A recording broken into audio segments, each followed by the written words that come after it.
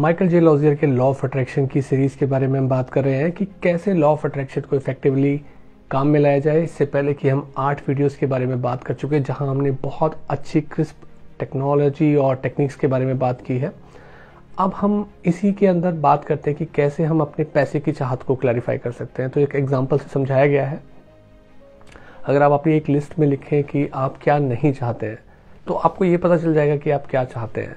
इसी से पहली बार आपको पता चलेगा कि आप क्या चाहते हैं पैसे के बारे में।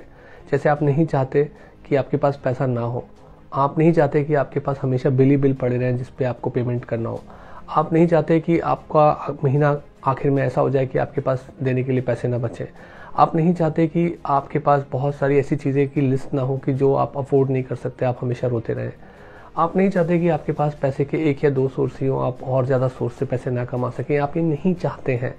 आपने कभी कुछ जीता ना हो, कोई प्राइज़ ना मिला हो, आप नहीं चाहते, मतलब आप उल्टा चाहते हैं। तो आप उस लिस्ट को बनाएंगे जो आप अपनी ज़िंदगी में नहीं चाहते हैं। तो उससे क्या पता लगेगा, इसके अपोजिट साइड में आप लिखेंगे कि आप क्या चाहते हैं। आप थोड़ा नहीं, आप बहुत सारा पैसा चाहते हैं। आप चाहते हैं कि आप अपने बिल्स को आसानी से पे कर दो, तेज़ी से पे कर दो, आपके पास बहुत सारा पैसा है।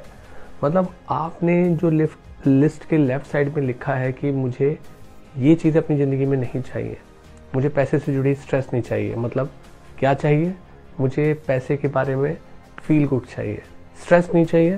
तो क्या चाहिए, फील गुड चाहिए। आपको नहीं चाहिए कि आपको स्ट्रगल करना पड़े पैसा कमाने के लिए। तो आप कहेंगे कि मेरे पास पैसा आसानी से आता रहे और एक्सेस में आता रहे, ये आप चाहते हैं। तो ऐसे करके आप अपने हर एरिया के अंदर, अलग अलग चीज़ों के अंदर एक क्लैरिटी लिस्ट बना सकते हैं।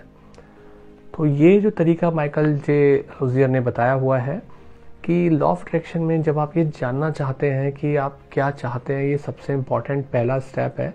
और उसका तरीका उन्होंने कॉन्ट्रास्ट मेथड से बताया है कि पहले हम सबको ईजिली पता होता है कि हमें ज़िंदगी में क्या नहीं चाहिए। यही इसके पीछे की साइंस है कि हमें पता होता है ईजिली, क्योंकि वो चीज़ हम ऑलरेडी झेल रहे होते हैं, हमें वो चीज़ें ऑलरेडी मिल रही होती हैं। हम उसके अपोजिट ही तो चाहते हैं। जो चीज़ ऑलरेडी मेरे पास है उसको मैं नहीं बोलूँगा कि मुझे ये नहीं चाहिए। जिस चीज़ को हम झेल रहे होते हैं, होने के बाद भी पसंद नहीं करते हैं, तो उसके अपोजिट चीज़ हमें चाहिए होती है। हम उसे सोच नहीं पाते, कई बार सोच के भी नहीं सोच पाते हैं। पर जब आप लिखेंगे एक तरफ सारी चीज़ें कि ये चीज़ें मुझे नहीं चाहिए, तो आपको पता चल जाएगा ये चीज़ें मुझे चाहिए।